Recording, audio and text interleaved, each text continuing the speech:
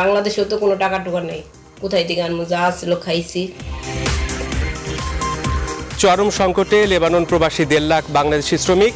দেশে ফেরার জন্য হাহাকার, ফিরিয়ে আনতে জাতিসংঘের কাছে অনুদান খুঁজছে বাংলাদেশ। করোনার প্রভাবে রাজস্ব আদায়ে বড় ঘাটতির আশঙ্কা, বন্ধ রাজস্ব বোর্ডের বহির্ভূত আয়ও, রাজস্ব আদায় সংক্রান্ত অফিস খোলার পরামর্শ। ঢাকা মেডিকেলের করোনা ইউনিটে 10 দিনে মৃত্যু 90 জনের, অনেকেই ছিলেন করোনা পজিটিভ, অস্বাভাবিক বলছে জাতীয় টেকনিক্যাল পরামর্শ। রাজধানীর শপিং মলে বাড়ছে ক্রেতার ভিড়, স্বাস্থ্য ঝুঁকির কারণে বন্ধ হলো ফরিদপুর কিশোরগঞ্জের মার্কেট, দূরত্ব মানার তাগিদ বিশেষজ্ঞদের। লকডাউন শিথিল করছে ইউরোপ, কর্মস্থলে যাওয়ার অনুমতি দিল যুক্তরাষ্ট্র, ভ্যাকসিন পরীক্ষায় যুক্তরাষ্ট্র ও জার্মানির যৌথ উদ্যোগ।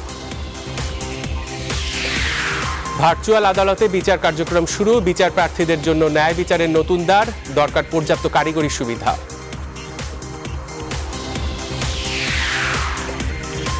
আগামী 17 মে বাংলাদেশ ফুটবল ফেডারেশনের জরুরি সভা, নির্ধারিত হতে পারে স্থগিত বাংলাদেশ প্রিমিয়ার লিগের ভাগ্য।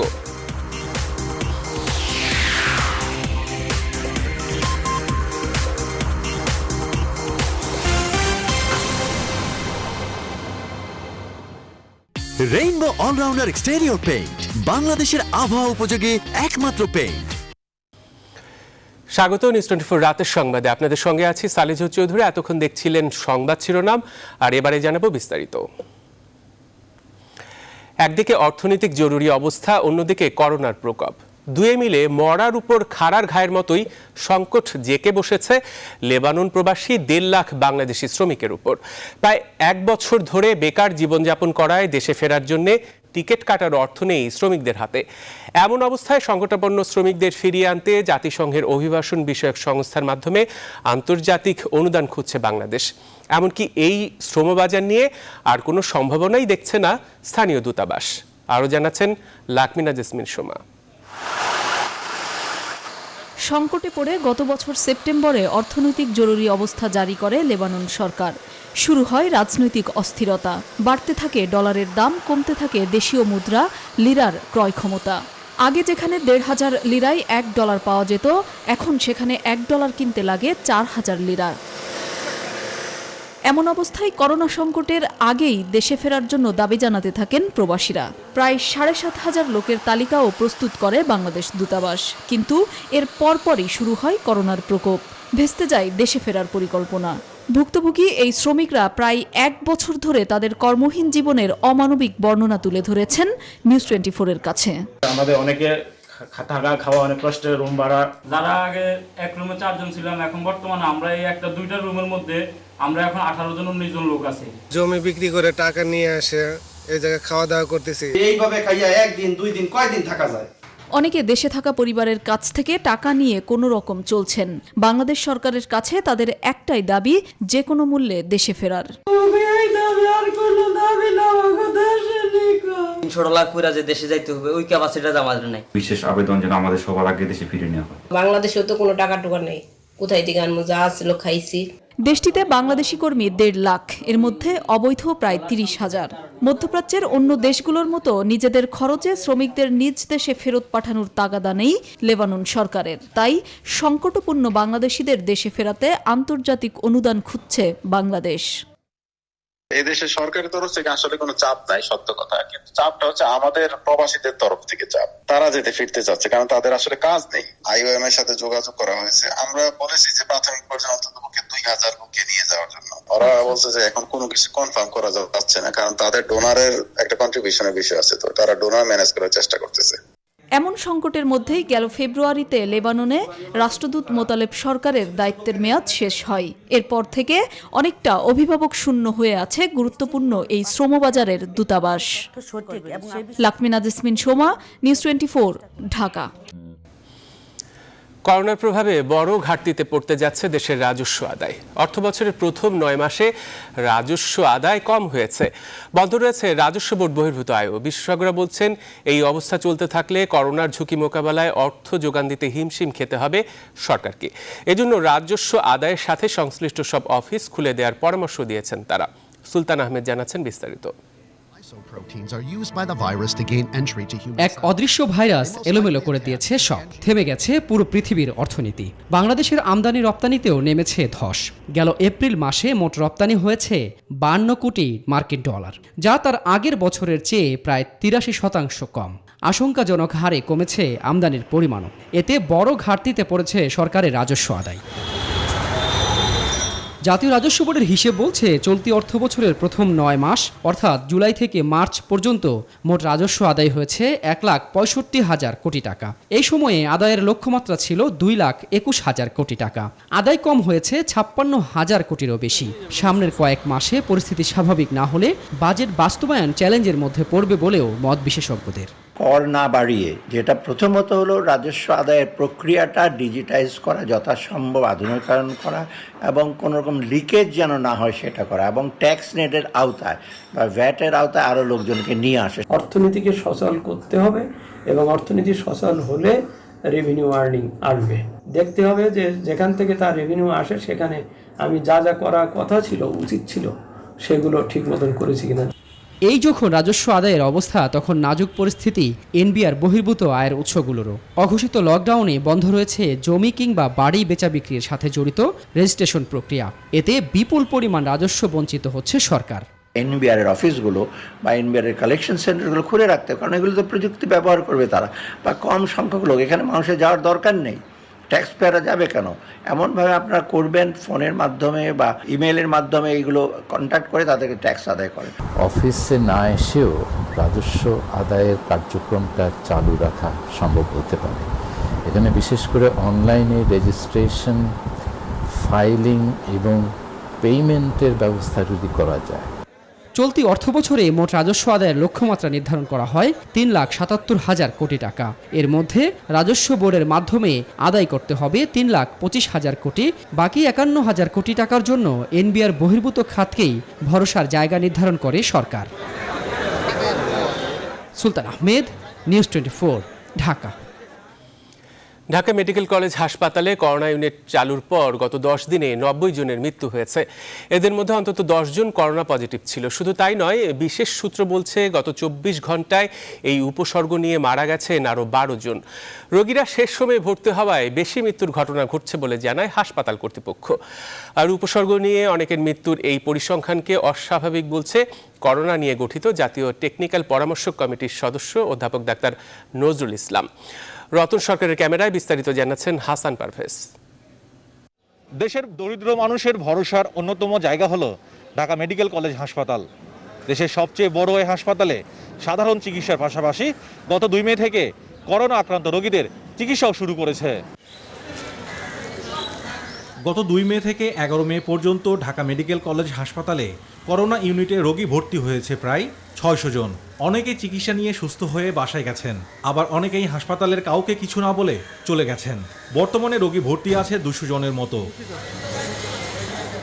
হাসপাতালে করোনা ইউনিটে রোগী ভর্তি হওয়ার পর ভাইরাসের উপসর্গ নিয়ে অনেকের মৃত্যুর খবরও এখন পাওয়া যাচ্ছে। শনিবার দুপুর পর্যন্ত 90 জনের মৃত্যুর খবর নিশ্চিত হওয়া গেছে। তারা হয়তো এতদিন ধরে ট্রিটমেন্ট অন্য জায়গায় করতে পারে নাই, অথবা তাদের অন্য কোনো সমস্যা ছিল, তাদের অসুস্থতা আরো তীব্র থেকে তীব্রতর হয়েছে, এরপরে আমাদের এখানে এসে গেছে।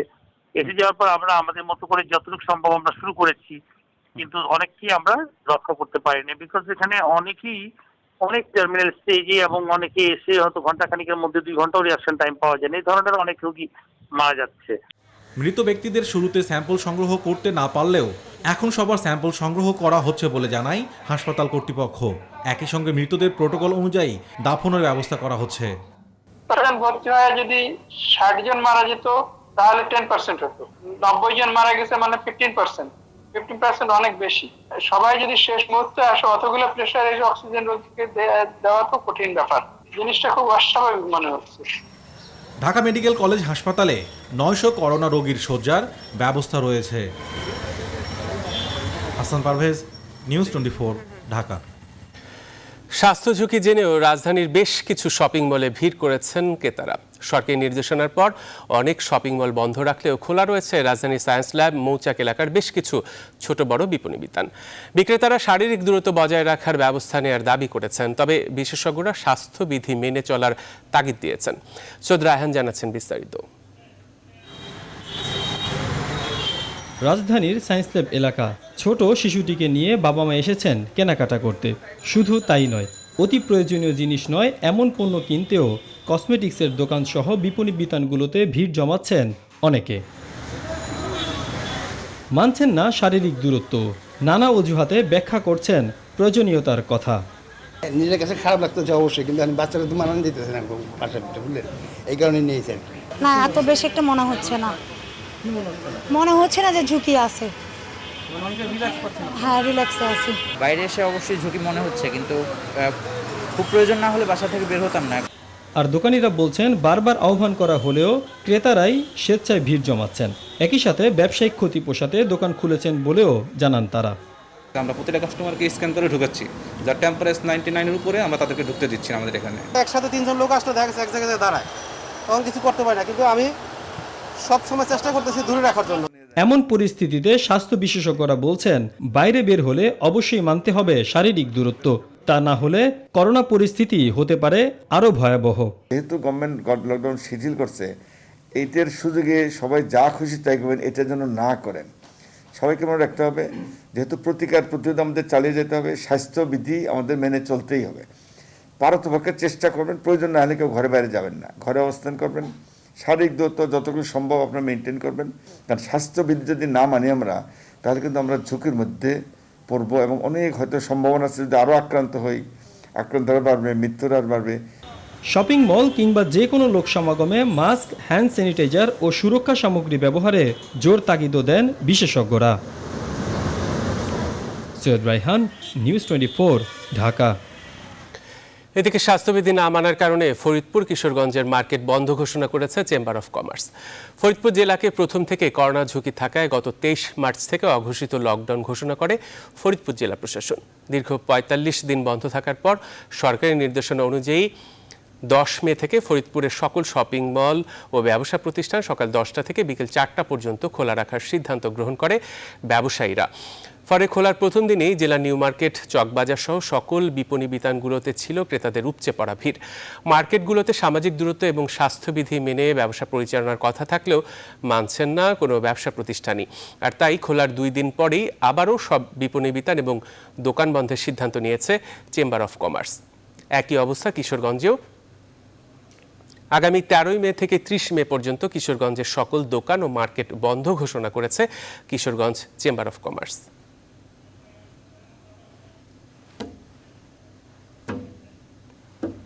স্বাস্থ্য সুরক্ষার স্বার্থে বাধ্য হয়ে আমরা সবাই, দোকান মালিক এবং শপিং মল যারা ছিল সবাই যৌথ সিদ্ধান্তে আমরা মার্কেটগুলো বন্ধ রাখবো। সরকারি সিদ্ধান্তে 10 তারিখ থেকে সকল ব্যবসা প্রতিষ্ঠান খুলে দিলেও আমরা কিশোরগঞ্জের জেলা প্রশাসন আগামী 13 তারিখ থেকে কিশোরগঞ্জের সকল ব্যবসা প্রতিষ্ঠান আবারও বন্ধ থাকবে। বৈশ্বিক করোনা পরিস্থিতির খবর। মহামারী করোনায় বিপর্যস্ত গোটা বিশ্ব।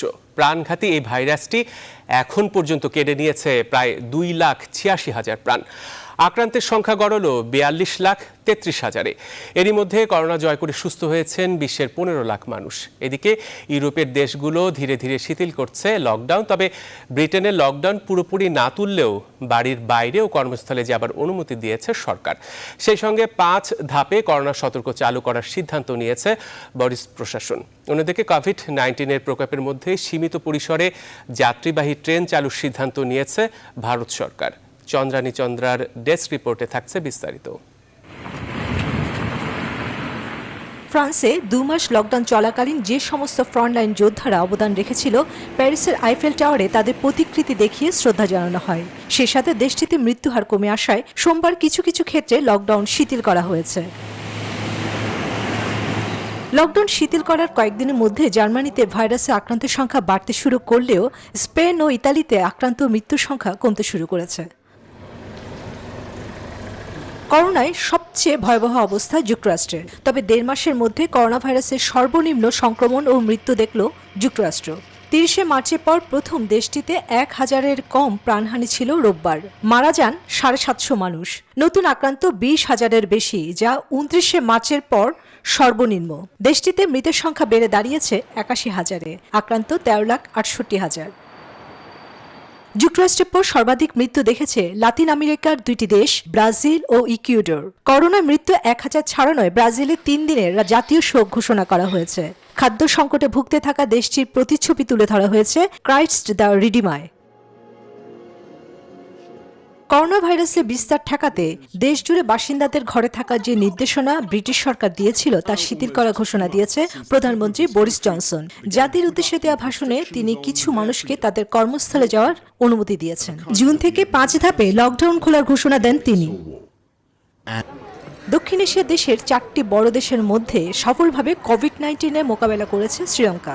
ভারতের অবস্থা সবচেয়ে খারাপ, মৃত্যুহার 2000 ছাড়িয়েছে। 17 মের পর লকডাউন শিথিলতা নিয়ে সোমবার মুখ্যমন্ত্রীদের সাথে বৈঠকে বসছেন মোদি। ভারতের পরে খারাপ পরিস্থিতিতে রয়েছে পাকিস্তান। চন্দ্রানী চন্দ্রা, নিউজ 24। যুক্তরাষ্ট্রে ধীরে ধীরে কমছে করোনা সংক্রমণ। গত 24 ঘন্টায় 8000 নতুন সংক্রমণ ঘটলেও মারা গেছে মাত্র 354 জন। যুক্তরাষ্ট্রে মহামারীর প্রকৃত অবস্থা নিউজ 24-এর কাছে তুলে ধরেছেন সহকর্মী সুলতানা রহমান। পুরো আমেরিকার মধ্যে সবচেয়ে বেশি হটস্পট এবং সবচেয়ে বেশি আক্রান্ত নিউ ইয়র্ক, এবং এখন কিন্তু এখানে পরিস্থিতি অনেকখানি উন্নতির দিকে। আক্রান্তের সংখ্যা, মৃতের সংখ্যা ক্রমশই কমে আসে। এখন এটি প্রতিদিন গড়ে 100-র মতো মানুষ মারা যাচ্ছে নিউ ইয়র্কে, এবং পুরো আমেরিকা জুড়ে এই সংখ্যা 1000-এর নিচে, যেটি খুবই শুভ লক্ষণ বলছে। যদিও এরই মধ্যে এই সংখ্যাগুলি আসলে আপ ডাউন করছে। যখন থেকে জনজীবন সচল করার উদ্যোগ নেওয়া হয়েছে, তখন কোনোদিন আমরা দেখছি সংখ্যাটি খুব লাফিয়ে বাড়ছে, আবার কোনোদিন একটু লাফিয়ে কমছে। এই সংখ্যা বাড়া কমার মধ্যেই আসলে বড় চ্যালেঞ্জ হয়ে গেছে জীবিকা এবং জীবনের মধ্যে ভারসাম্য আনা। মানুষ আর ঘরে থাকতে চাইছে না। আমি তো নিউ ইয়র্কে থাকি, আমি গত 2-3 দিন বাইরে বের হয়ে দেখার চেষ্টা করেছি যে আসলে কি অবস্থা, যে মানুষ কিন্তু এখন দোকানপাট সবকিছু আস্তে আস্তে করে খোলা শুরু করেছে এবং মানুষ ঘরের বাইরে আসছে। যদিও দেখছি যে মানুষ সবাই স্বাস্থ্যবিধিটি নিউ ইয়র্ক মানুষ বিশেষ করে মেনে চলার চেষ্টা করছে। নিউ ইয়র্ক বসতিপূর্ণ একটি স্টেটে তারা স্বাস্থ্যবিধি মেনে চলার চেষ্টা করছে, কিন্তু যেইভাবে করে মানুষের ক্ষুধা দারিদ্র্যের বিরুদ্ধে লড়তে হচ্ছে, এটি কিন্তু করোনার চেয়ে কম গুরুতর নয়, আপনি এটি বলতে পারেন। কারণ অনেক ব্যবসা প্রতিষ্ঠান আর কোনোদিনও ফিরে আসতে পারবে না সন্দেহ রয়েছে। কারণ গেল 2 মাস তারা বন্ধ থাকার কারণে অনেকেই তাদের পুঁজি একদম সর্বোচ্চ হারিয়ে ফেলেছে, এবং গভর্নর আজকে জানাচ্ছিলেন যে আসলে তাদের জন্য বিভিন্ন রকম প্রণোদনার ব্যবস্থা করা হলেও অনেকে আর কখনোই ব্যবসা বাণিজ্যে ফিরে আসতে পারবে না, সেই সুযোগ আর হবে না। এবং এরই মধ্যে পুরো আমেরিকা জুড়ে বেকারত্বের হার দ্বিতীয় বিশ্বযুদ্ধের পর যে মহামন্দা দেখা দিয়েছিল তার প্রকট হয়েছে। ফলে অর্থনীতি সামাল দিতে ডোনাল্ড ট্রাম্প হিমশিম খাচ্ছেন। এরই মধ্যে তিনি যে টাস্ক ফোর্স গঠন করেছিলেন করোনা ভাইরাস সংক্রান্ত, সেই টাস্ক ফোর্সে অর্থনীতির বিষয়ে কাজ করার পরামর্শ। সুইজারল্যান্ডে জুরিখে 4 পরিবারের এক নৈশভোজ থেকে প্রবাসী বাংলাদেশিদের মধ্যে প্রথম দিকের সংক্রমণ ঘটে। সংক্রমণের শিকার হন ডাক্তার আবদি আরা অবনী ও তার স্বামী ফয়সাল চৌধুরী। তবে মনোবল না হারিয়ে কিভাবে করোনার বিরুদ্ধে যুদ্ধ জয় করেছেন, সহকর্মী বাকিউল্লাহ খানের কাছে সেই গল্প বলেছেন ডাক্তার আবদি আরা অবনী। আজ আমরা একজনকে এখানে নিয়ে এসেছি, তিনি একজন ডাক্তার। দর্শক, ডাক্তার অবনী এবং ফয়সাল চৌধুরী দম্পতি এখানে, একজন ডাক্তার, একজন গাস্ট্রো এক্সপার্ট। একটা আনওয়ান্টেড গ্যাদারিংয়ে আমরা সব ফ্রেন্ডসরা মিলে উইকেন্ড পার্টি করছিলাম, ডিনার পার্টি। সো সেখানে একটা ভাইয়া তার ফ্যামিলি নিয়ে আসছিল, কিন্তু সে কিন্তু জানতো না, তার মধ্যে কোনো সাইন সিমটমস ছিল না, তাহলে সে হয়তো বা অ্যাভয়েড করতো। কি আমাদের পার্টির 2 দিন পরে সে জানতে পারে সানডেতে যে সে নিজে করোনা আক্রান্ত হয়েছে, হি ওয়াজ পজিটিভ। সো ঠিক তার 5th ডেতে আমরা সবাই আক্রান্ত হয়ে গেছি। আমরা হয়েছি, আমাদের আরও যে আরেকটা ফ্রেন্ডস আসছিল ফ্যামিলি নিয়ে, তাদের ফ্যামিলিও পুরাই আক্রান্ত হয়েছে আমাদের মতো। 2 জন স্বামী স্ত্রী 2 জন আক্রান্ত হলেন, তাই না? ছোট ছোট 2টো বাচ্চা, কিভাবে সামাল দিলেন আপনারা? অনেক কষ্ট হয়েছে honestly, but it was really I think hard যে 2টা বাচ্চাকে টেক কেয়ার করা এত অসুস্থ রেখেও, কারণ প্রচুর দুর্বল লাগে, মাথা ঘুরায়। আবার যে পরিমাণ শরীর ব্যথা থাকে করোনা ভাইরাসের প্রতিটা সাইন সিমটমস, আর তারপরেও দুটো বাচ্চাকে টেক কেয়ার করার জন্য আসলে এখানে কেউ থাকে না। বলে না, যখন কোনো উপায় থাকে না তখন মানুষের মনোবলই সব কিছু করার জন্য মানে মানুষকে উৎসাহিত করে, ঠিক সেটাই হয়েছে আমাদের বেলায়। ফয়সাল চৌধুরী, দুজনে আক্রান্ত হয়ে গেলেন স্বামী স্ত্রী, তবে সামাল দিলেন। ও আমাকে অনেক মেন্টালি সাপোর্ট দেয়, আমি যদিও নিজে একজন মেন্টালি উইক পারসন, এটা আর আশেপাশের ফ্রেন্ড সার্কেল যারা আছে, এবং আপনিও আমাদেরকে ফোন দিয়ে অনেকবার সাপোর্ট দিয়েছেন মেন্টালি, যে তোমরা যে অবস্থা তোমাদেরকে করোনায় কোনো কিছু আক্রান্ত করতে পারবে না। সো আসলে এখানে পজিটিভিটিটা আমাদেরকে অনেক সাপোর্ট করছে, মেন্টালি আমরা অনেক হেলদি ছিলাম। আদারওয়াইজ এটা আমাদের জন্য খুব ডিফিকাল্ট হইতো যদি পজিটিভ কোনো এনার্জি আমাদের পাশে না থাকতো। দেখছিলাম আসলে যে দুটো এই বয়সে শিশুকে সামাল দিতে যে আসলে কি পরিমাণ আসলে ধৈর্য এবং কি পরিমাণ শক্তি দরকার হয়, এটা কিন্তু এই মুহূর্তে আমরা দেখছি। আপনি নিজেও একজন করোনা রোগী ছিলেন, তাই না? আমরা এখানে কি করেছি, আমরা শুধুমাত্র প্যারাসিটামল খেয়েছি আর অ্যাপল সাইডার ভিনেগার খেয়েছি। সত্যি কথা, সকালবেলা কুসুম কুসুম গরম পানিতে আপনার জিঞ্জার টি খেয়েছি অথবা লেমন টি খেয়েছি। আর এগুলাই যেটাকে বলে, আপনার যদি গলা ব্যথা হয়ে থাকে, গলা ব্যথার জন্য আপনি আলাদা ওষুধ খেতে পারেন, আপনার ডায়রিয়া হইলে সেটার জন্য আপনি খেতে পারেন। কিন্তু এখানে কি সিমটমস অনুযায়ী আপনি আপনার ডক্টরের কাছ থেকে মেডিসিন প্রেসক্রাইব করে নিতে পারেন, কিন্তু আসলে এটার কোনো আলাদা ট্রিটমেন্ট না, as for we all know. So যেটা বলবো যে it healthy and stay healthy, আর সবার থেকে দূরে থাকার চেষ্টা করবেন যেন আপনার মাধ্যমে আরেকজন আর এই জিনিসটা না ছড়ায়। কিছুদিন যদি আমরা বাসায় থাকি বা আমরা দূরে থাকি, আমাদের কিন্তু কোনো ক্ষতি হবে না। ইনফ্যাক্ট আমাদের ফ্যামিলি বন্ডিংটা আরও ভালো হবে, আই গেস, সবার মাঝখানে।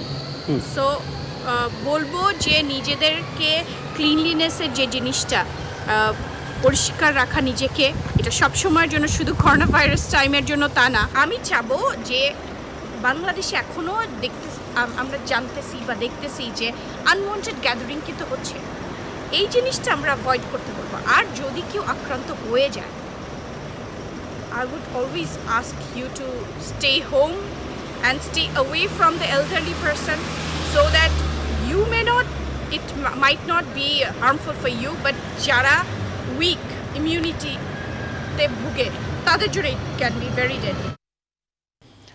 করোনা ভাইরাস সংক্রমণে ইতালিকে ছাড়িয়ে চতুর্থ অবস্থানে উঠে এসেছে রাশিয়া। সবশেষ 24 ঘন্টায় রাশিয়াতে বিশ্বের সর্বোচ্চ 11,656 জন মানুষ আক্রান্ত হয়েছে এই ভাইরাসে। নিউজ 24-কে সেখানকার সর্বশেষ অবস্থা জানিয়েছেন প্রবাসী চিকিৎসক ইব্রাহিম ইসলাম। রাশিয়াতে লকডাউন পরিস্থিতি বিদ্যমান থাকা সত্ত্বেও গত এক সপ্তাহ ধরে করোনা দ্রুত সংক্রমিত হচ্ছে, কিন্তু সেই তুলনায় রাশিয়াতে রোগীর মৃত্যুর হার খুবই কম। এর কারণ হিসেবে রাশিয়ান সরকারের করোনা টেস্টের অধিক গুরুত্ব দেওয়াকে ধরে নেওয়া হচ্ছে। এখন পর্যন্ত রাশিয়ান সরকার 600-র অধিক ল্যাবে 1,80,000 রোগীকে প্রতিদিন করোনা টেস্ট করছে, যা সর্বমোট 5.6 মিলিয়ন। টেস্টের দিক থেকে পৃথিবীতে যা দ্বিতীয়। রাশিয়াতে অবস্থিত বাংলাদেশি কমিউনিটি খুব বেশি বড় নয়। এইখানে বেশিরভাগ ছাত্রছাত্রী, নিম্নবিত্ত ও ব্যবসায়ীদের বসবাস। এর মধ্যে গত কয়েকদিন ধরে পাওয়া তথ্য অনুযায়ী 2টি পরিবার করোনায় আক্রান্ত হয়েছিল, যা চিকিৎসা নিয়ে অলরেডি বাসায় ফিরে গিয়েছে, এবং 2 জন ছাত্র করোনায় আক্রান্ত হয়ে হাসপাতালে চিকিৎসাধীন অবস্থায় আছে। সবচাইতে বেশি দুর্ভোগে আছে বিভিন্ন বিশ্ববিদ্যালয়ে অধ্যয়নরত বাংলাদেশি শিক্ষার্থী, যারা হোস্টেলে অবস্থান করছে। তাদের লকডাউন পরিস্থিতিতে বাইরে যাওয়া হচ্ছে না, ফলে এমতো অবস্থায় বাংলাদেশ দূতাবাস মস্কো তাদের পাশে এসে দাঁড়িয়েছে একটি ডাটাবেস তৈরির মাধ্যমে। এছাড়া বিভিন্ন ব্যবসায়ী সংগঠন এগিয়ে এসেছে। এর মধ্যে উল্লেখযোগ্য সাব and friends of Russia and alumni and friends association of peoples friendship university এর চেয়ারম্যান ইঞ্জিনিয়ার আলমগীর জলিলের মাসব্যাপী দলমত ধর্মবর্ণ নির্বিশেষে ইফতার কার্যক্রম, যা রাশিয়াতে ছাত্রছাত্রী এবং নিম্নবিত্তর মধ্যে ব্যাপক আলোড়ন তৈরি করেছে। এদিকে যুক্তরাষ্ট্রে মার্কিন ও জার্মান কোম্পানির যৌথ উদ্যোগে করোনা ভাইরাস নিয়ে একটি মূল ভ্যাকসিন পরীক্ষা শুরু হয়েছে। এই সপ্তাহে শুরু হওয়া এই পরীক্ষায় অংশগ্রহণকারীদের মধ্যে কিছু রয়েছেন যুক্তরাষ্ট্রের মেডিকেল কলেজের শিক্ষার্থী। ভয়েস অফ আমেরিকায় এই খবর জানা যায়। এই ট্রায়ালটি বিশ্বজুড়ে অন্যান্য যেসব পরীক্ষা নিরীক্ষা চলছে সেগুলির সঙ্গেও যোগাযোগ রাখছে, কারণ ওষুধ সংস্থাগুলি কোভিড-19-এর যুগান্তকারী আবিষ্কারের জন্য প্রতিযোগিতা করে চলেছে।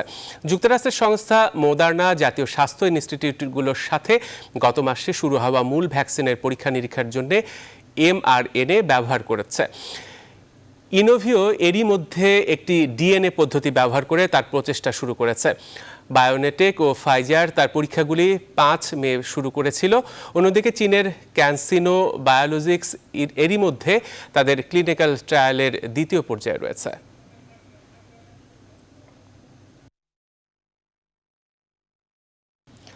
করোনার ভয়াল থাবা থেকে অনেকটাই নিস্তার পেয়েছে ইউরোপের দেশ স্পেন। দেশটিতে নতুন করে মাত্র 123 জনের মৃত্যু হয়েছে কোভিড-19-এ। রাজধানীর মাদ্রিদ থেকে সবশেষ সেখানকার অবস্থা জানিয়েছেন আমাদের সহকর্মী শাহাদুল সুহেদ। করোনা ভাইরাসে বিশ্বের দ্বিতীয় সর্বোচ্চ ক্ষতিগ্রস্ত দেশ স্পেন এখন অনেকটা উন্নতির পথে। সোমবার স্বাস্থ্য মন্ত্রণালয় জানিয়েছে দেশটিতে 24 ঘন্টায় 123 জন মৃত্যুবরণ করেছেন। worldometers.info বলছে দেশটিতে 18 মার্চের পর সোমবারই সর্বনিম্ন মৃত্যুর সংখ্যা রেকর্ড করা হয়েছে। এদিকে সোমবার থেকে মাদ্রিদের আঞ্চলিক সরকার মাদ্রিদের অধিবাসীদের জন্য বিনামূল্যে FFP2 ফেস মাস্ক বিতরণ শুরু করেছে। প্রথম ধাপে যে বিষয়গুলো শিথিলের কথা জানিয়েছে সরকার, সেগুলোর মধ্যে উল্লেখযোগ্য হলো যেসব সিটি কর্পোরেশনগুলো ধাপ 1-এর আওতায় এসেছে সেগুলোর একটি থেকে অন্যটিতে নাগরিকরা যাতায়াত করতে পারবেন, তবে একই প্রদেশের শহরগুলো হতে হবে। এক প্রদেশ থেকে অন্য প্রদেশে যাতায়াত করা যাবে না। সর্বোচ্চ 10 জন মিলে মিটিং বা আলোচনায় অংশগ্রহণ করা যাবে, তবে নিরাপদ দূরত্ব বজায় রাখা এবং মাস্ক পরা বাধ্যতামূলক করা হয়েছে। থিয়েটার বা সাংস্কৃতিক অঙ্গন, জাদুঘর সহ দর্শনীয় স্থান খুলে দেওয়া হয়েছে, তবে সামাজিক দূরত্ব বজায় রাখার বাধ্যবাধকতার পাশাপাশি দর্শনার্থীদের সংখ্যা নির্দিষ্ট করে দেওয়া হয়েছে। ধর্মীয় উপাসনালয়গুলোতেও যাওয়া যাবে, তবে ধারণ ক্ষমতার 1/3 ব্যবহার করা যাবে। ধাপ 1-এর আওতায় বড় বড় শপিং সেন্টার ও কমার্শিয়াল পার্ক বাদ দিয়ে তুলনামূলক ছোট প্রতিষ্ঠানগুলো নির্ধারিত নিয়মের মাধ্যমে খুলে দেওয়া হয়েছে। পর্যায়ক্রমে অন্যান্য ধাপগুলো অবস্থা বিবেচনা শিথিল করে স্বাভাবিক জীবনযাত্রা। দেশের খবর। বঙ্গবন্ধু শেখ মুজিব মেডিকেল বিশ্ববিদ্যালয় হাসপাতাল বিএসএমইউতে গণস্বাস্থ্যের কোভিড-19 নির্ণয় কিটের ট্রায়াল শুরু হতে দেরির পেছনে আমলাতান্ত্রিক জটিলতাকে দায়ী করেছেন গণস্বাস্থ্য কেন্দ্রের প্রতিষ্ঠাতা ডাক্তার জাফরুল্লাহ চৌধুরী। তুলনামূলক কার্যকারিতা অনুমোদন না পাওয়া পর্যন্ত কিট ব্যবহারের সাময়িক অনুমতি চান তিনি। সোমবার বিকেলে গণস্বাস্থ্য হাসপাতালের মিলনায়তনে সংবাদ সম্মেলনে ডাক্তার জাফরুল্লাহ জানান, পরীক্ষার জন্য 800 কিট প্রস্তুত রেখেছেন তারা, কিন্তু কথা অনুযায়ী বিএসএমইউ কর্তৃপক্ষ সেগুলো নেয়নি। বলেন, অন্য দেশ বাংলাদেশের পরে আবিষ্কার করেও এমন কিট ব্যবহার শুরু করেছে, অথচ এখানে এখনও অনুমতির চিঠি আসেনি। ডায়ালাইসিস রোগীদের যারা করোনায় আক্রান্ত তারা চরম ঝুঁকিতে আছেন, তাদের জন্য গণস্বাস্থ্য হাসপাতালের কাছাকাছি কোথাও জায়গা পেলে প্রতিদিন অন্তত করোনা আক্রান্ত 100 রোগীকে ডায়ালাইসিস করার সক্ষমতা রাখেন বলেও জানান ডাক্তার জাফরুল্লাহ চৌধুরী। সরকারের কাছে একটা আবেদন করতে চাচ্ছি আমি, অন্তত যতদিন পর্যন্ত না হয় এই তুলনামূলক এফেক্টিভনেসের পরীক্ষাটার রিপোর্ট না আসে ততদিন আমাদের একটা সাময়িক সনদপত্র দেন, যাতে আমরা লোকের হয়েছে কি হয়নি এই পরীক্ষাটুক করে দিতে পারি। র্যাপিড ডট ব্লটের মাধ্যমে এই পরীক্ষাটুক প্রতিদিন। করোনা ভাইরাস সংক্রমণ অনেকটাই উন্নতির দিকে ইতালিতে। গত 24 ঘন্টায় দেশটিতে মাত্র 744 জন নতুন আক্রান্ত রোগী পাওয়া গেছে। রোম থেকে ইতালির সার্বিক অবস্থা এবং প্রবাসী বাংলাদেশিরা কোন পরিস্থিতিতে আছেন তা জানিয়েছেন রিয়াজ হোসেন। ইতালিতে লকডাউন শিথিলের মধ্যে এখানকার নাগরিকরা কাজে ফিরতে শুরু করেছে, তবে রেস্টুরেন্ট বার না খোলার কারণে বড় একটি অংশ এখন পর্যন্ত কাজে অংশগ্রহণ করতে পারেনি। গত 1 সপ্তাহ যাবৎ কমছে করোনা ভাইরাসের আক্রান্ত রোগীর সংখ্যা, পাশাপাশি রেকর্ড সংখ্যক বাড়ছে সুস্থতার সংখ্যা। মৃত্যুর হারও কমে আসছে ইতালিতে। কোভিড-19 নিয়ন্ত্রণে আসতে শুরু করেছে ইতালিতে। এভাবে কমতে থাকলে খুব দ্রুত পুরোপুরি নিয়ন্ত্রণে আসবে করোনার প্রাদুর্ভাব। এছাড়া অবৈধ অভিবাসীদের ইতালিতে বৈধতার যে ঘোষণা এসেছে সেটি প্রক্রিয়াধীন। তবে এখন পর্যন্ত চূড়ান্ত কোনো কিছু জানা যায়নি। কিভাবে বৈধ করা হবে অথবা কাদেরকে বৈধ করে নিবে সে ব্যাপারে সুনির্দিষ্ট কোনো তথ্য দেয়নি এখানকার সরকার থেকে। তবে ধারণা করা হচ্ছে খুব শীঘ্রই অবৈধদের বৈধতা দেওয়া হবে। খুব শীঘ্রই ইতালিতে করোনা পরিস্থিতি পুরোপুরি নিয়ন্ত্রণে আসবে। নিউজ 24 সংবাদের সময় হলো একটা বিরতির, আরো খবর নিয়ে ফিরবো, সাথেই থাকুন।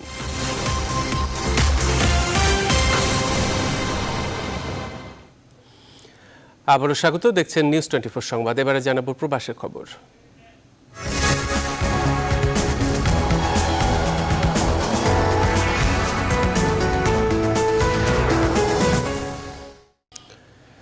করোনার মহামারীতে গত 24 ঘন্টায় আরও প্রায় 2000 নতুন সংক্রমণ ছাড়িয়েছে সৌদি আরবে। মারা যাওয়া 255 জনের মধ্যে প্রায় 80 জনই বাংলাদেশি। সৌদি আরবের করোনা পরিস্থিতির সবশেষ খবর আমাদের জানিয়েছেন সহকর্মী মোহাম্মদ আলামিন। বৈশ্বিক করোনা মহামারীর প্রভাব কিন্তু সৌদি আরবের অর্থনীতিতে বেশ ভালোভাবে পড়েছে। বিশ্ববাজারে জ্বালানি তেলের দাম পড়ে যাওয়ায় কিন্তু অর্থনৈতিকভাবে ক্ষতির সম্মুখীন হয়েছে সৌদি আরবে। তাছাড়া সৌদি আরবের অর্থনীতিতে প্রথম 3 মাসে মোট বাজেট ঘাটতি দাঁড়িয়েছে প্রায় 900 কোটি টাকা।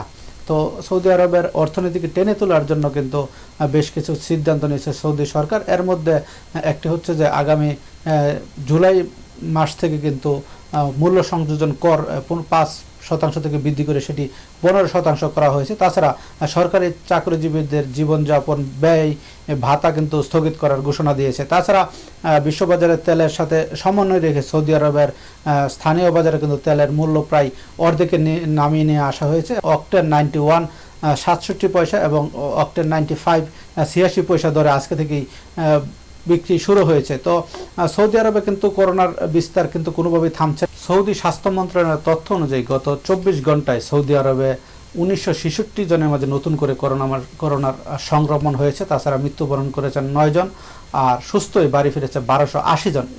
এই পর্যন্ত সৌদি আরবে মোট আক্রান্তের সংখ্যা 41,014 জন, মৃত্যুবরণ করেছে 255 জন এবং মোট সুস্থ বাড়ি ফিরেছে 12,737 জন। সৌদি অর্থমন্ত্রী মিস্টার জিদান বলেছেন যে তারা বেশ কিছু সিদ্ধান্ত নেবেন, ইতিমধ্যে তারা নিতে শুরু করেছেন যাতে করে এই সৌদি আরবের যে অর্থনীতি সেটাকে ঠিকভাবে রাখতে পারেন। তাছাড়া তিনি বলেছেন যে প্রয়োজনে কিন্তু বহির্বিশ্ব থেকে কিন্তু 220 মিলিয়ন সৌদি রিয়াল ঋণ করার মতো তারা চিন্তা ভাবনাও কিন্তু করছেন। তবে সামনের সময় অপেক্ষা যে এই করোনা বিস্তার কতদিন থাকে এবং কতদিনের প্রভাব থাকছে তার উপরে নির্ভর করছে যে অর্থনীতি কোন দিকে যাচ্ছে। তো সৌদি সরকার অর্থনীতির পাশাপাশি করোনার বিস্তার রোধ করতে দুই দিকেই তারা মালয়েশিয়াতে করোনা ভাইরাসে আক্রান্তের সংখ্যা 6,726 জন। সবশেষ 24 ঘন্টায় একজন মারা গেলেও দ্বীপ দেশটিতে সংক্রমণ অনেকটাই নিয়ন্ত্রণে। মালয়েশিয়ায় করোনা সংক্রমণ ও প্রবাসী বাংলাদেশিদের অবস্থা নিয়ে সেখানকার সর্বশেষ খবর জানিয়েছেন সহকর্মী শাহাদাত হোসেন। বৈশ্বিক মহামারী করোনা ভাইরাস নিয়ন্ত্রণের শুরু থেকেই অনেকটা কঠোর অবস্থানে মালয়েশিয়া। 4 মে থেকে শিথিল করা হয়েছে এবং শর্ত সাপেক্ষে বেশ কিছু কাজের অনুমতি দেওয়া হয়েছে। শিথিল হওয়া শর্ত সাপেক্ষে মুভমেন্ট কন্ট্রোল অর্ডারটি আরো 4 সপ্তাহ বৃদ্ধি করা হয়েছে। গতকালকে মালয়েশিয়ার প্রধানমন্ত্রী তান শ্রী মহিউদ্দিন ইয়াসিন এই ঘোষণাটি দেন। করোনার প্রাদুর্ভাব অনেকটা কমতে থাকলেও বাড়তি সতর্কতার কারণে দেশটিতে মসজিদগুলো এখনো বন্ধ রয়েছে। তবে প্রধানমন্ত্রীর ঘোষণা অনুযায়ী এটি খুব শীঘ্রই খুলে দেওয়া হবে। এই বিষয়ে দেশটির রাজা এবং সংশ্লিষ্ট মন্ত্রণালয়ের সাথে আলোচনা হচ্ছে। অপেক্ষায় বাড়লো দেশটিতে ছুটিতে থাকা প্রবাসী বাংলাদেশিদের, অর্থাৎ সরকারের পরবর্তী ঘোষণা না দেওয়া পর্যন্ত আগামী 9 জুন পর্যন্ত শুধুমাত্র মালয়েশিয়ান ছাড়া সকল দেশের নাগরিকের জন্য প্রবেশের যে নিষেধাজ্ঞাটি সেটি অব্যাহত রয়েছে। মালয়েশিয়ার স্বাস্থ্য মন্ত্রণালয়ের তথ্য অনুযায়ী গত 24 ঘন্টা নতুন করে আক্রান্ত হয়েছে 70 জন। এই নিয়ে আক্রান্ত সংখ্যা দাঁড়ালো 6,726 জন। আর নতুন করে 88 জন সুস্থ হয়েছে। এই নিয়ে সুস্থ হয়েছে 5,113 জন। গত 24 ঘন্টা করোনা আক্রান্ত হয়ে 1 জনের মৃত্যু হয়েছে। এই নিয়ে মৃত্যুর সংখ্যা দাঁড়ালো 109। দেশটিতে এই পর্যন্ত প্রবাসের সংবাদ। এবারে লেবাননের খবর জানবো। লেবাননের প্রায় 900 মানুষের করোনা সংক্রমণ ধরা পড়েছে, প্রাণহানি ঘটেছে সেখানে 26 জনের। দেশে করোনা পরিস্থিতির সর্বশেষ খবর জানিয়েছেন সহকর্মী বাবু সাহা। লেবাননে আজকে করোনা ভাইরাসের যে সর্বশেষ আপডেট সেটি হলো যে আজকে এখানে নতুন করে 14 জন আক্রান্ত হয়েছে এবং সর্বমোট আক্রান্তের সংখ্যা দাঁড়িয়েছে এ পর্যন্ত 859 জনে। তো আপনাকে যদি আমি একটি পরিসংখ্যান দিই, সেখানে পরিসংখ্যান হলো লেবাননে কিন্তু করোনা ভাইরাসের প্রকোপ বিগত কয়েক সপ্তাহ আগে কিন্তু অনেকটাই কমে এসেছিল, কিন্তু গত 6 দিনে কিন্তু এখানে সর্বমোট 115 জন আক্রান্ত হয়েছে, যার কারণে বর্তমানে লেবানন সরকার লকডাউনের মধ্যে যে কারফিউ অনেকটা শিথিল করেছে সেটা কিন্তু আবারও তারা বৃদ্ধি করেছে। এদিকে এই করোনা ভাইরাসের প্রকোপের কারণে প্রবাসী বাংলাদেশিরা কিন্তু অনেকটাই আতঙ্কিত, কারণ যখন কমে এসেছে তারা কিন্তু অনেকটাই স্বস্তি বোধ করেছে। তাছাড়া যেহেতু তারা দীর্ঘদিন ধরে এখানে কাজ নাই, কর্ম নাই এবং খাদ্য সংকটে ভুগছে, সেহেতু কিন্তু তারা বাংলাদেশ সরকারের পররাষ্ট্র মন্ত্রণালয় যে ঘোষণা দিয়েছে যে লেবানন সহ মধ্যপ্রাচ্যের সকল অসহায় এবং ক্ষতিগ্রস্ত প্রবাসীদের বিশেষ ব্যবস্থায় বাংলাদেশে ফিরিয়ে নেওয়ার ব্যবস্থা করবে, সে ঘোষণায় কিন্তু এই সকল প্রবাসীরা অধীর আগ্রহে অপেক্ষা করছে যে কবে তাদের এখান থেকে ফিরিয়ে নেবে। তবে আমরা যতটুকু জানি যে লেবাননের ডিটেনশন ক্যাম্পে এ পর্যন্ত প্রায় 91 জন তারা দীর্ঘদিন ধরে বন্দী আছে, কারণ লেবাননে যেহেতু বিমান পরিবহন বন্ধ সেহেতু কিন্তু তারা দেশে যেতে পারছে না। তো বাংলাদেশ সরকারের পররাষ্ট্র মন্ত্রণালয় আগে সর্বপ্রথমে এই ডিটেনশন সেন্টারে যারা আছে তাদেরকে ফিরিয়ে নেওয়ার ব্যবস্থা করবে বলে আমরা একটি বিশ্বস্ত সূত্রে জানতে পেরেছি। তাছাড়া বৈরুত দূতাবাস কিন্তু বাংলাদেশ সরকারের প্রবাসী কল্যাণ মন্ত্রণালয় এবং পররাষ্ট্র মন্ত্রণালয়ের সাথে সার্বক্ষণিক যোগাযোগ রেখে চলেছে এবং তারা লেবাননের সার্বিক অবস্থা তুলে ধরে লেবাননের ডিটেনশন ক্যাম্পে যারা আছে তারা এবং অসহায় ক্ষতিগ্রস্ত প্রবাসীদের যে কোনো বিশেষ ব্যবস্থায় ফিরিয়ে নেওয়ার জন্য তারা কিন্তু কাজ করে যাচ্ছে। তো বর্তমানে বলা যায় লেবাননের এ সকল অসহায় এবং ক্ষতিগ্রস্ত প্রবাসীরা তারা কিন্তু বাংলাদেশ সরকারের দিকে তাকিয়ে আছে যে কবে তাদেরকে এখান থেকে ফিরিয়ে নেওয়া। মধ্যপ্রাচ্যের আরেক দেশ বাহরাইনে করোনা পরিস্থিতি অনেকটাই নিয়ন্ত্রণে। দেশটিতে 5,000 মানুষের করোনা সংক্রমণ ধরা পড়েছে। দেশটিতে প্রবাসী বাংলাদেশিরা কেমন আছেন সে খবর আমাদের জানিয়েছেন সহকর্মী একরামুল হক। শুরু থেকেই যদিও ঢিলেঢালাভাবে আংশিক লকডাউন দিয়ে শুরু হয়েছে, তবে ইতিমধ্যে অগোছলভাবে বেশ কতগুলো বিল্ডিং ভবনে করোনা ভাইরাস অস্তিত্ব পাওয়া সেগুলো লকডাউন করে রেখেছে এখানকার স্বাস্থ্য মন্ত্রণালয় এবং সংশ্লিষ্ট কর্তৃপক্ষ।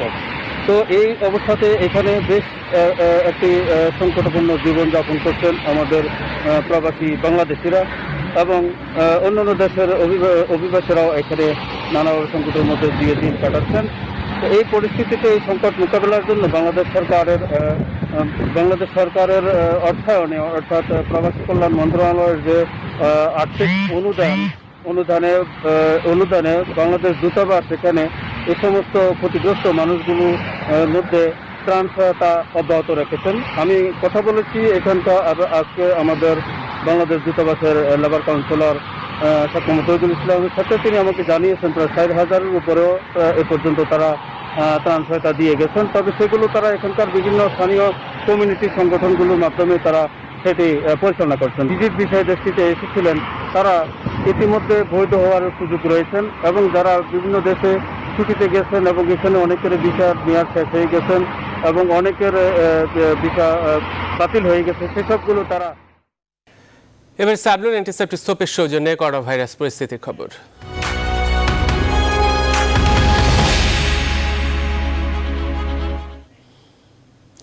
দেশে নতুন করে করোনা ভাইরাসে আক্রান্ত হয়েছেন আরও 1034 জন। এটাই এ পর্যন্ত একদিনের সর্বোচ্চ শনাক্তের রেকর্ড। গত 24 ঘন্টায় করোনায় ঝরে গেল 11 প্রাণ।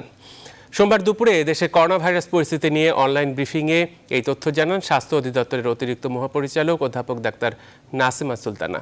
এ সময় তিনি জানান এ পর্যন্ত মোট আক্রান্ত হয়েছেন 15,691 জন। গত 24 ঘন্টায় রেকর্ড নমুনা পরীক্ষা হয়েছে 7,208টি। নতুন 252 জন সহ মোট অসুস্থ হয়েছেন 2,902 জন। তিনি নিজে সতর্ক থাকার পাশাপাশি বাড়ির শিশু, বয়োজ্যেষ্ঠ, গর্ভবতী মায়েদের বিশেষ যত্ন নেওয়ার পরামর্শ দেন। একই সাথে যে কোনো অবস্থাতেই মনোবল ধরে রাখারও আহ্বান জানান ডাক্তার নাসিমা। 7,208টি নমুনার পরীক্ষার মধ্যে আমরা শনাক্ত করতে পেরেছি, আজকে আমি বলবো যে আমরা 1,000 ছাড়িয়ে গেলাম। আমরা শনাক্ত করেছি 1,034 জনকে এবং এ পর্যন্ত শনাক্ত দাঁড়ালো 15,691 জন। আমাদের আজকের মৃত্যুর তালিকায় 11 জন সংযুক্ত হয়েছে। এই 11 জন সহ আমাদের এ পর্যন্ত মৃত্যু 239 জন। মৃতদের মধ্যে ঢাকা বিভাগে 8 জন, চট্টগ্রাম বিভাগে 2 জন এবং রংপুর বিভাগে 1 জন। গত 24 ঘন্টায় সুস্থ হয়েছে 252 জন এবং এ পর্যন্ত সুস্থ হয়েছে 2,900 2 জন। করোনা ভাইরাসের নমুনা প্রতিবেদন না পাওয়ায় সুচিকিৎসা পাচ্ছেন না ক্যান্সার সহ অন্য রোগে আক্রান্তরা। করোনা পরীক্ষা করতে এসেও নানা ভোগান্তির শিকার হচ্ছেন তারা। বঙ্গবন্ধু শেখ মুজিব মেডিকেল বিশ্ববিদ্যালয় ও মুগদা সরকারি জেনারেল হাসপাতাল ঘুরে এসে বিস্তারিত জানাচ্ছেন আলী তালুকদার। করোনা ভাইরাসের নমুনা সংগ্রহ বুথে এভাবে লাইনে দাঁড়িয়ে নমুনা দিচ্ছেন কোভিড-19 সন্দেহভাজনরা। এই চিত্র বঙ্গবন্ধু শেখ মুজিব মেডিকেল বিশ্ববিদ্যালয় হাসপাতালে, যেখানে নমুনা দিতে আসা সন্দেহভাজনদের মধ্যে রয়েছে ক্যান্সার, ডায়াবেটিস সহ বিভিন্ন রোগে আক্রান্ত রোগী। সামাজিক দূরত্বের কথা বলা হলেও মানছে না কেউই। যেখানে করোনার প্রতিবেদন হাতে না পাওয়া পজিটিভ বা নেগেটিভ সন্দেহভাজনদের ভিড়ে ক্যান্সার ও ডায়াবেটিস আক্রান্তরা। ওনার প্রেশার, হার্টের সমস্যা, ডায়াবেটিস, আমরা রিপোর্ট দিয়ে গেছি গত শুক্রবারে। আমাদের মেসেজ দিয়ে জানানোর কথা ছিল, কিন্তু আমরা মেসেজ পাইনি। এখন আবার এখানে আসছি রিপোর্ট নেওয়ার জন্য, দেখি কি বলে ওনারা। মানে রিপোর্ট ছাড়া কি অন্য না, রিপোর্ট ছাড়া তো কোথাও হাসপাতালে নেয়নি, আমাদের ল্যাবরে গিয়েছি, স্কোয়ারে ভর্তি নেয়নি, ওনার জ্বর ছিল।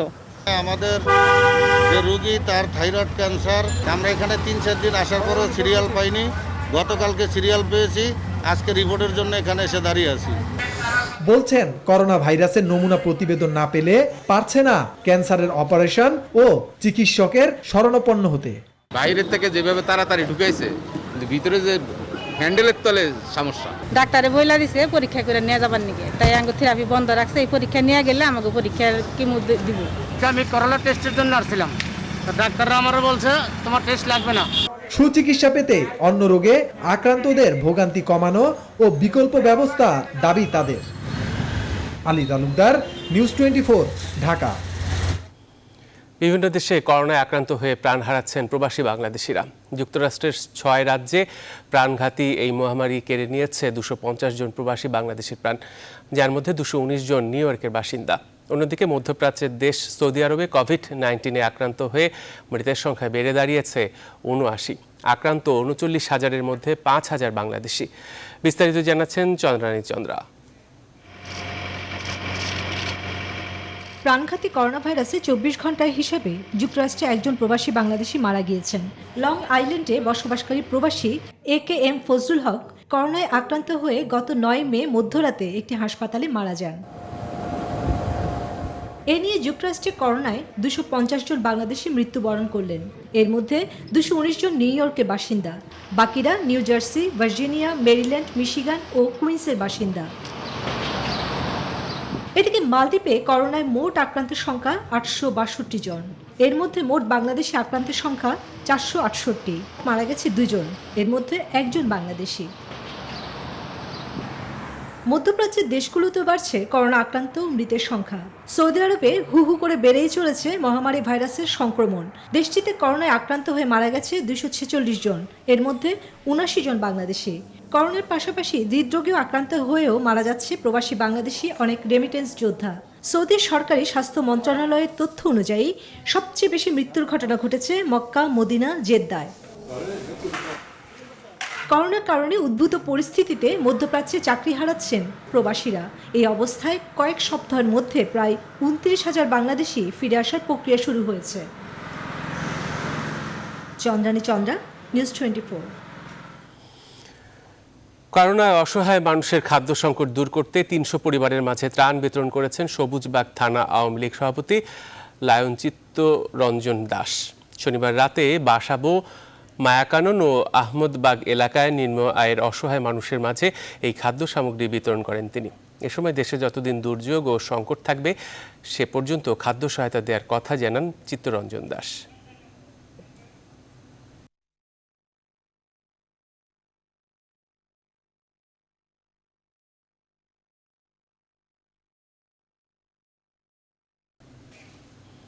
সংবাদে নিচ্ছে আরেকটা বিরতি, আরো খবর নিয়ে ফিরছি, সাথে থাকুন।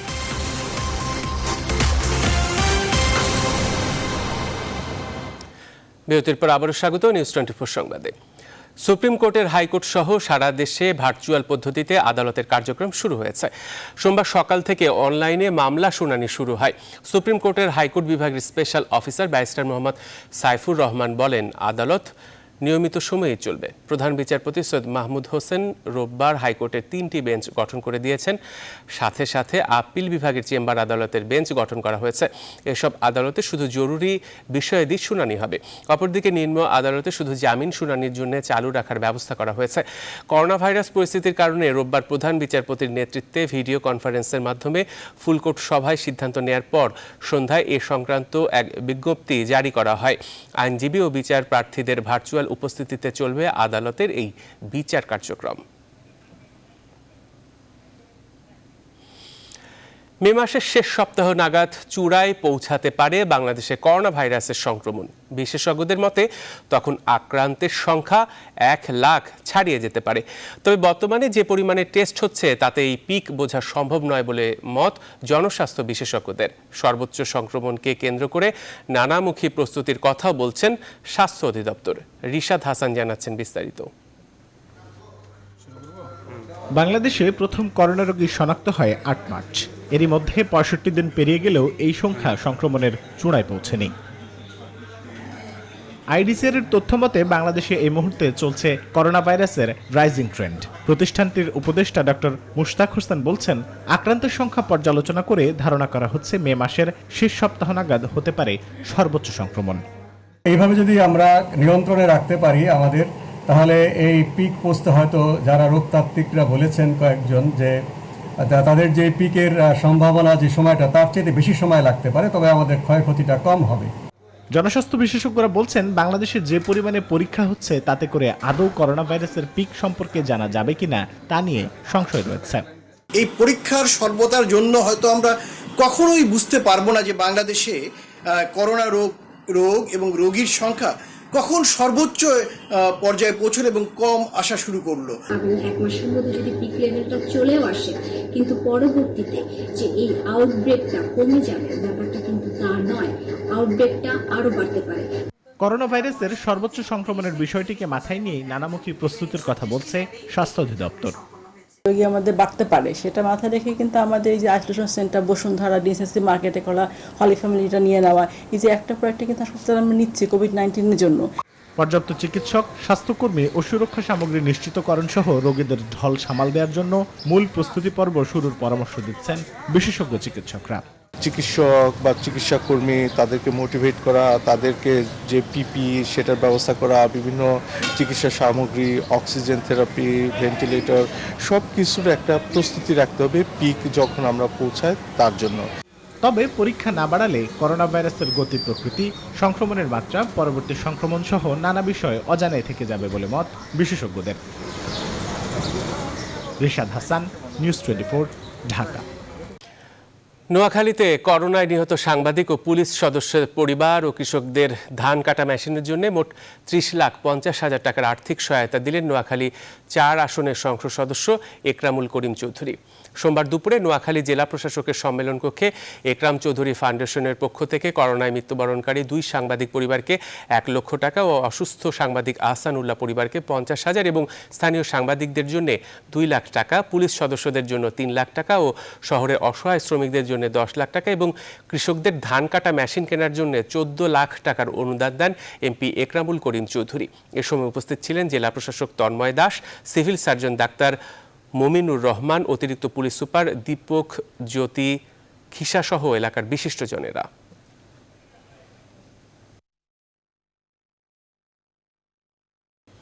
এবারে নিউজ 24 স্পোর্টস।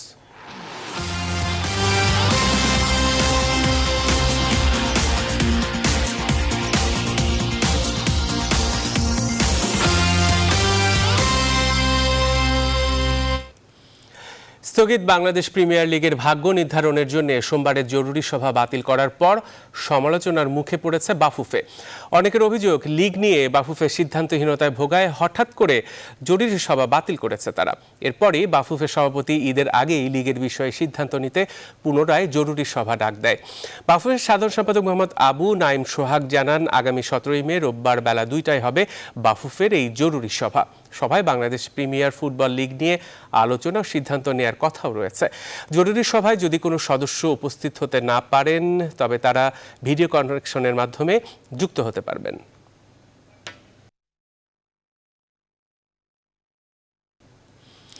স্থগিত ফুটবল মৌসুম মাঠে ফেরানোর পরিকল্পনায় ধাক্কা খেয়েছে স্পেন।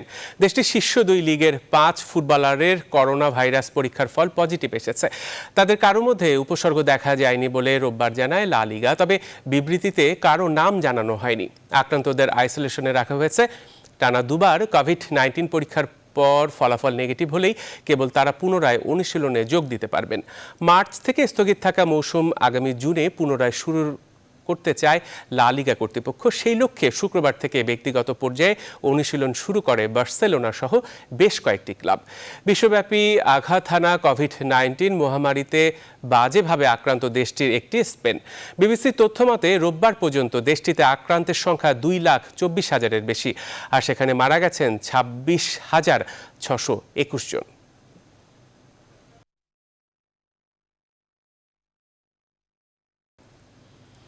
করোনার ক্রান্তিকালে লকডাউন চলছে বিশ্বের বিভিন্ন দেশে। ঘরবন্দি থাকা প্রাপ্তবয়স্করা প্রত্যাহিক কাজ করে সময় পার করলেও বাইরে খেলতে না পারা ও বন্ধু বান্ধবদের সাথে মিশতে না পারায় শিশুদের মনোজগতে বেশ চাপ বাড়ছে। তাই বিভিন্ন দেশে নানা উদ্যোগ ব্যস্ত রাখছে কোমলমতি শিশুদের। বিস্তারিত প্রতিবেদনে।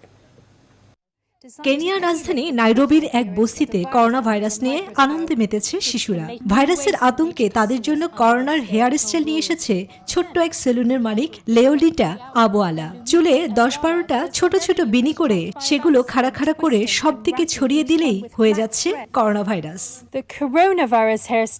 কোভিড-19 নিয়ন্ত্রণে আসায় চীনের সাংহাই ডিজনিল্যান্ড পুনরায় খুলে দেওয়া হয়েছে।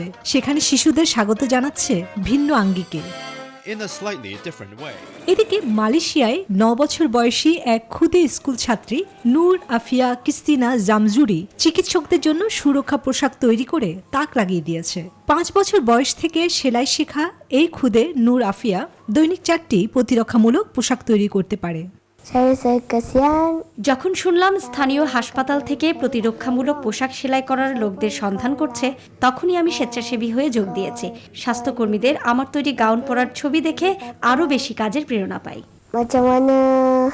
নাইজেরিয়ার চলচ্চিত্র নির্মাতা নিহি আখিন মোলায়ান শিশু কিশোরদের করোনা নিয়ে সতর্ক করে একটি অ্যানিমেশন মুভি তৈরি করেছেন। সেখানে দেখানো হয় ঘরে থাকার বাধ্যকতা না মেনে ছেলেটি বাইরে বেরোতে চায়। দরজা খুলে দেখতে পেল করোনা ভাইরাসের মতো একটি দৈত্য সজোরে দরজা ধাক্কা মেরে বন্ধ করে দেয়। বুঝতে পারে বাইরে যাওয়ার সঠিক সময় নয় এটি। চন্দ্রানী চন্দ্রা, নিউজ 24। নিউজ 24 সংবাদ শেষ করব শিরোনামগুলো আরো একবার জানিয়ে।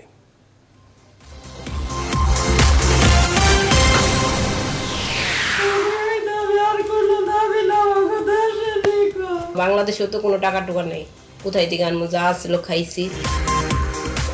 চরম সংকটে লেবানন প্রবাসী 1.5 লাখ বাংলাদেশি শ্রমিক। দেশে ফেরার জন্য হাহাকার। ফিরিয়ে আনতে জাতিসংঘের কাছে অনুদান খুঁজছে বাংলাদেশ। করোনার প্রভাবে রাজস্ব আদায়ে বড় ঘাটতির আশঙ্কা। বন্ধ রাজস্ব বোর্ড বহির্ভূত আয়ও। রাজস্ব আদায় সংক্রান্ত অফিস খোলার পরামর্শ। ঢাকা মেডিকেলের করোনা ইউনিটে 10 দিনে মৃত্যু 90 জনের। অনেকেই ছিলেন করোনা পজিটিভ। অস্বাভাবিক বলছে জাতীয় টেকনিক্যাল পরামর্শ কমিটি। রাজধানীর শপিং মলে বাড়ছে ক্রেতার ভিড়। স্বাস্থ্য ঝুঁকির কারণে বন্ধ হলো ফরিদপুর কিশোরগঞ্জের মার্কেট। দূরত্ব মানার তাগিদ বিশেষজ্ঞদের। লকডাউন শিথিল করেছে ইউরোপ। কর্মস্থলে যাওয়ার অনুমতি দিল যুক্তরাজ্য। ভ্যাকসিন পরীক্ষায় যুক্তরাষ্ট্র জার্মানির যৌথ উদ্যোগ। ভার্চুয়াল আদালতে বিচার কার্যক্রম শুরু। বিচার প্রার্থীদের জন্য ন্যায় বিচারের নতুন দ্বার। দরকার পর্যাপ্ত কারিগরি সুবিধা।